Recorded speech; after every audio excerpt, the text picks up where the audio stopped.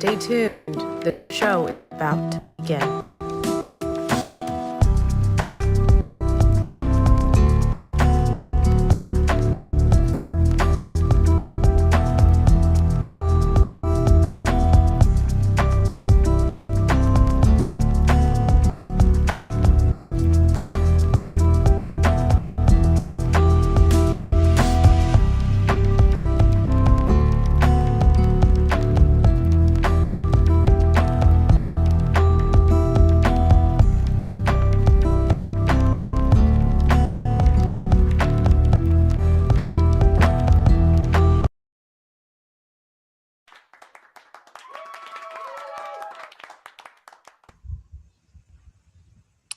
What's happening, guys? Welcome back to the What Are You Made Of show here on Fireside and live on YouTube channel of Mike C-Roc. We're here for another show. We have another great guest for you, and we are waiting for our guest, Marija. Is it Marija? Did I pronounce that right? It's Marija. Can you hear me? Marija. I apologize. You can call me whatever you want. So, my name is C-Roc. Friends call me C-Roc. Marija, yes, I can hear you fine. You know what? Let me invite you to bring your video on. It says, hold on, let me see. Video off. Invite the video. Did you get an inquiry or a notification? Yes, I am. Because I can't see you. It says your video is off. So if you're on your iPhone, at the bottom, there's a little video camera button. Yeah, let me get it sorted.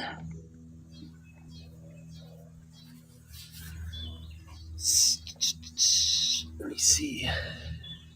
We've had some issues the other day, and somebody had to exit and come back in. Are you on an iPhone or like an iPad or Mac? Yeah, I'm on iPhone. iPhone? Okay. On iPhone, I see my camera seems to be off. Like I can see that device, but I don't see the camera to join. Oh. So at the bottom, do you see like a little microphone button? Yeah, I can see Mike, but I don't see the camera next to it. So to the left of that, there's usually a camera button. What's to the left of the microphone? No, it's not here. It's nothing. All right, just exit the show. Hit the little three buttons, the little three dots to the right. Leave the show and then come back in again. Okay.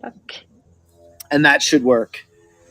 And while we're waiting for Marija to come back in, which I love the way her name is spelled. It's pretty awesome. While we're waiting for her to come back in, guys, I have, there we go. I have really been focused on more studies because I've been talking a lot. I've been in Clubhouse doing rooms and talking a lot. And I said, you know what? I need to take some time to go back and study some more, engage my creativity. And Marija, I just invited you, so you should have got a notification. Should work this time. Engage my creativity, like spur my creativity, and it's starting to work. And now we got Marija back. But folks, I've been really leaning into this, so I want to encourage everybody, whenever you start feeling that your creativity starts to suffer, a couple things you can do is change your environment and also start reading more. Force yourself, set aside time every day to read because it really makes a difference. And one thing I had an awareness was that I started to feel like I've forgotten more than I remembered. I couldn't believe how much about business I had forgotten about. So guys, read. Take time to read. It's your boy C-Roc here on the What Are You Made Of show. I have Marija in the building. Marija Skobe-Pilley. Did I pronounce that right? Almost perfect. Yeah. Hi. Awesome. Hi, Mike. I apologize for the first name mispronunciation, but I'm used to this. My last name's Scirocco. My friends call me C-Roc, so they always butcher my last name. But welcome to the show. I really appreciate you being here, and I'm excited to talk about customer success today. Woohoo. Well, thanks for having me. It's really a pleasure to be here. And I can empathize with the surname things, right? You said your friends call you Scirocco. I am Croatian, so my name has that J. No one knows how to pronounce it. Surname is half Croatian, half English, whatever. So I know how it is when people are not sure how to pronounce your name. Well, let me introduce you properly. Marija is a musician turned tech. Today she's voted as world's top 100 customer success strategist. She's a keynote speaker, community builder, podcaster of the Women in Customer Success podcast, and a mom of two. So, Marija, thank you for coming on. We have this thing that we do every time in the beginning of the show, and that is asking the question, "What are you made of?" Oh, I would say that I'm made of 80% enthusiasm and 20% action. That has always been something that was following me. If I'm enthusiastic about something, oh my gosh, there's no end. It doesn't last forever. It is a small portion of time, but I can just do a lot. Well, it's probably the main thing about me. It's enthusiasm. So, one thing about enthusiasm, it makes things more interesting, right? And it gives you energy that, like, a lot of people think they need to drink coffee, caffeine, sleep more, whatever, for energy. I believe it's just finding out what you're passionate about, and that juices up the energy because your enthusiasm goes up. So I love that you said that. But also, Marija, this show is all about the ingredients that have gone into my guests and who they are today. And we'll also cover what you're working on right now, like the customer success things. But can you take us and give us a little explanation of your origins, where you came from? You mentioned a little bit earlier Croatia, but like more about you and where did you came? So yeah, well, geographically, I'm coming from Croatia, and currently I'm in the UK, just living outside London, uh, which is altogether an interesting journey. When you start your life and you go through life, and it's all beautiful. And I completed my education, my master's in Croatian, and decided to come to England for 1 year, and that was 13 years ago.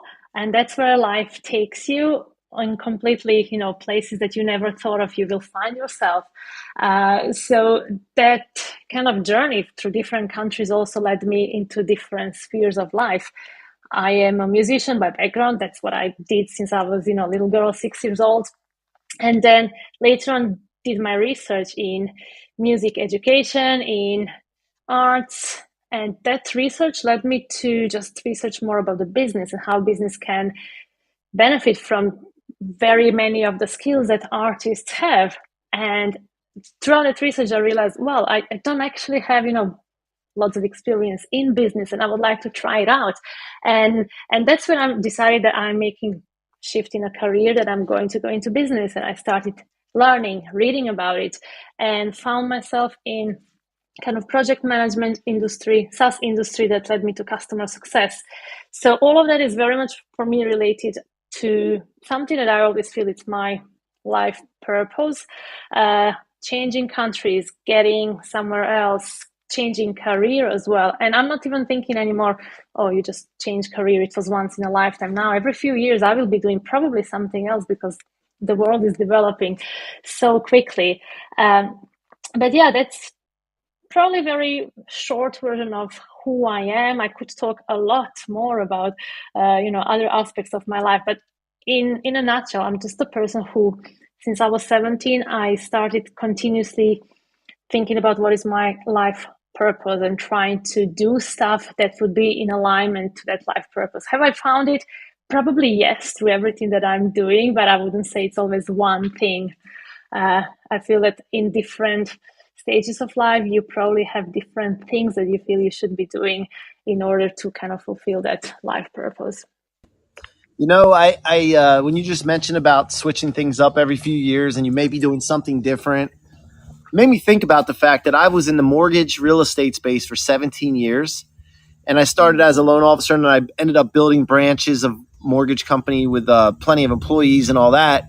But to do that for so long, it starts to get you into this stuck rut kind of thing. And I just realized that, like, why did I allow myself to do that for that long? Because I'm not the kind of guy that likes the same thing all the time. I like variety, except for my wife. I've been married 20 years, but everything else I like to have variety. Is that why you kind of feel like that, or is it only because technology is advancing? I do get bored. I do get bored with doing same things over and over. And uh, in a way, I kind of admire people who do the same job for many years. I just know that I physically and mentally wouldn't be able to do it. I'm not interested. As soon as I see that I'm repeating myself, for me that's boring, and I'm jumping and looking into the new things just because life is way too interested to be spent doing few things or one thing when you can just do and explore so many other things and careers and places in life. I'm sure that technology helps a lot, just technological advancements and the advancements in our lifestyles, in the way that we work. That is definitely what is helping be much more open for everything new that is coming. Obviously, I didn't wake up as a little girl saying, "Oh, I want to be a customer success." One day when I grow up, there wasn't such a thing. There is still no school or uni for it. So I'm again very grateful for all of those advancements, because that is giving us very different careers. And does it ever concern you at all about starting over? Each time you might build something like this to get to a certain point and then start over again? Not anymore. I'm not concerned anymore. I think that I'm past that stage now. I do believe that I was kind of really trying to prove myself in the new field, and I did. I kind of climbed certain ladder. I accomplished things that I could say, okay, I'm fine with it, right? So now if I start something new, I'm always trying to have that mindset of, it's okay, you're just a beginner in it, right? You don't have to do it perfect. Few years ago, I got that quote from somebody: don't compare your chapter 1 with somebody else's chapter 20. And that's something that is going on in my head now, and I'm trying something new. Okay, it's my chapter 1 of somebody's chapter 20. So we're not on the same page, and we don't have to be, and that's okay.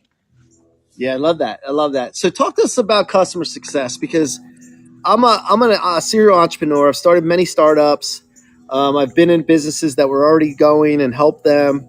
And it seems like so often people miss customer success. Like, it's like crazy to think about, but they don't think about that part. They're just so consumed of getting the customer, getting new customer.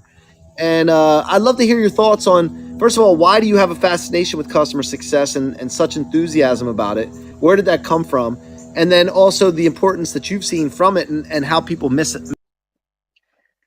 Oh yeah, oh gosh, there's so much into it. Um, just very briefly, historically, customer success developed as a methodology and as a department in SaaS companies, mostly in startups and in other companies, through Salesforce. Like, as a big organization, they really, they were at the forefront of developing customer success when they realized something that they called a leaky bucket, right? So you can have as many customers as you want coming in using your product, your services, but if they're going out in the same speed, then you have a problem, because it takes so much more money and time and effort to bring new customers rather than retain the existing one.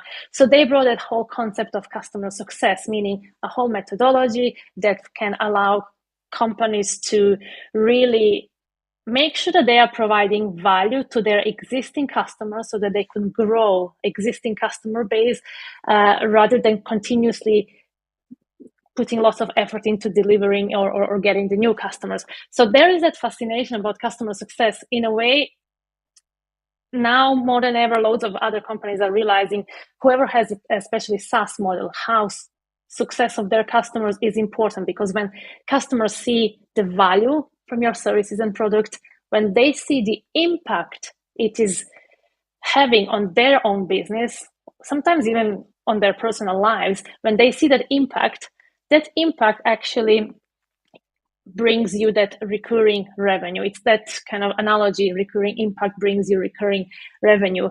But that is like number one type of revenue that companies most often should be focusing on, just retaining, keeping the customers they already have, making them happy, allowing them to see more value and to buy more and more and more and more. And that is the whole really purpose of customer success. Obviously, there's lots of methodology that goes into it. How do you actually help customers adopt your product, realize the value, and then buy again?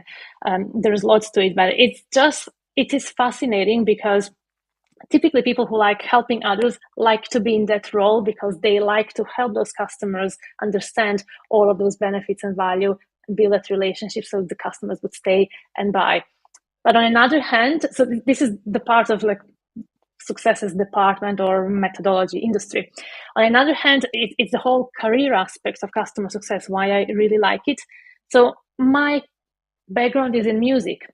Loads of other kind of careers in technology companies need to be based on knowledge of coding or pretty strong technology background.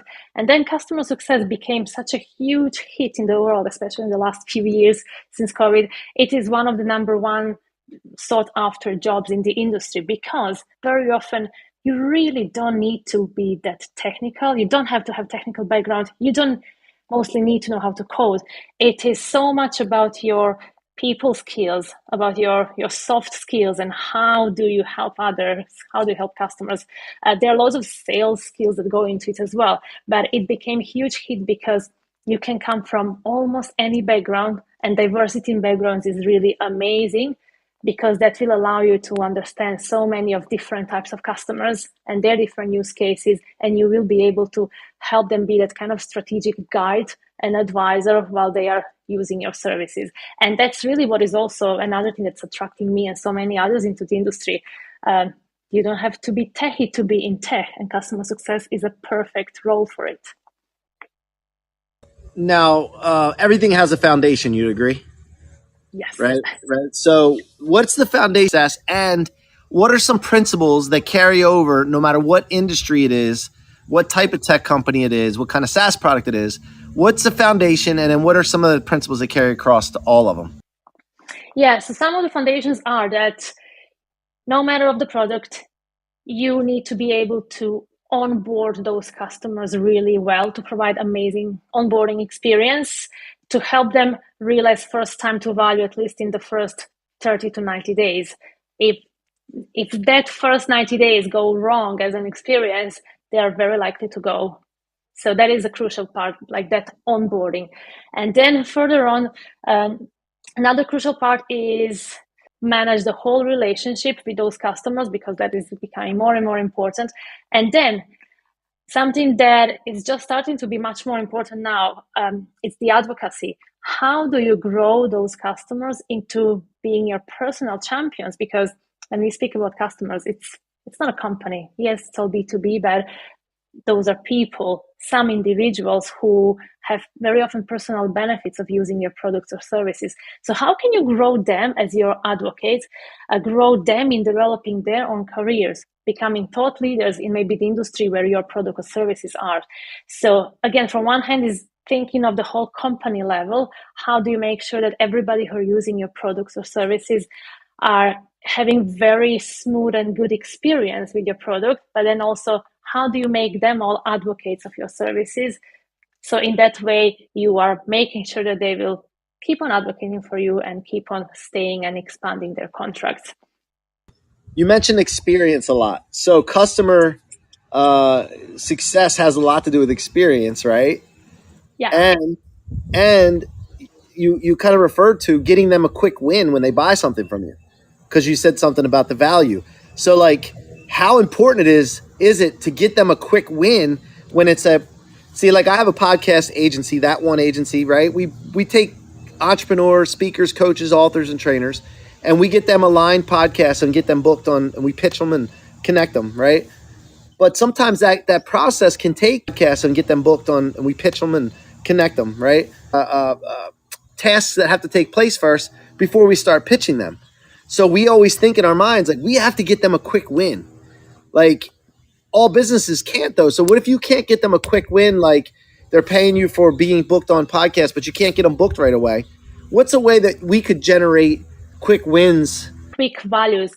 You can start maybe pitching some of the partnerships to them as well. Maybe set them up with somebody else in the meanwhile, or doing some almost little promo on social media straight at the beginning, so they feel that, okay, we are already getting something out of it. So you can start doing some of that promotional work in advance, that they know that they are on the right path. Yeah, it will happen later on, but they are sorted out now, right? And then I would also say it always depends on that recipient, right? What does that value mean for them? Like, if the ultimate goal is to be on podcast, but what could be other things that they are interested in from you and from that partnership and from that collaboration. I think that might be also a missed opportunity if we don't take time to maybe just ask additional questions, because maybe being part of promo material is just a normal thing that would happen down the lane. But also just maybe little announcements of that partnership could help them out understand, yeah, we are on the right path and we have done a good decision. It always depends what is in it for them as well, rather than only waiting for the ultimate goal. Yeah, you just made me think of something. I love this. You're awesome. So I just thought about, like, in my situation, I love talking about specifics, not just high level stuff. I hope you don't mind. But in our situation, like, we get them booked, right? But what about themselves? And then we repurpose that, or not repurpose it, but edit that content to really get it cleaned up so that they can put it up on their social media to talk to other podcast hosts, and then they can get booked too on their own. But we're helping them do that, which is kind of counterintuitive.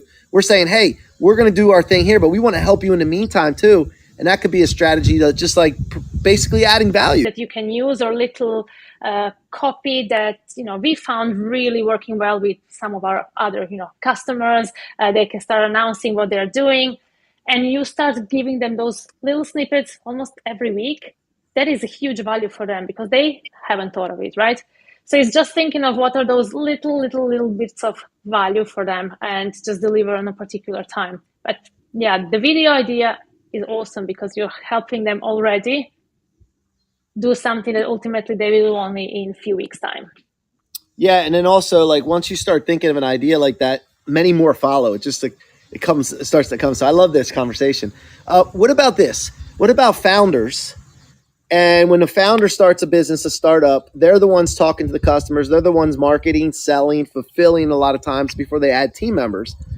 And when they're adding team members, they feel like nobody's going to do it as good as me as the founder.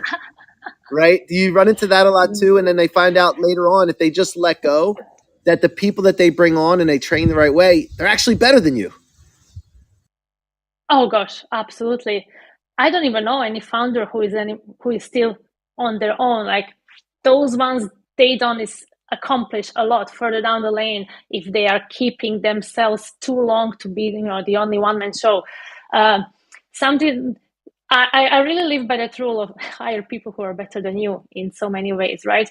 And I've seen how people, and it happened to me personally, you kind of feel you want. I've seen how people think because it's your little company, your startup, you want to do it all.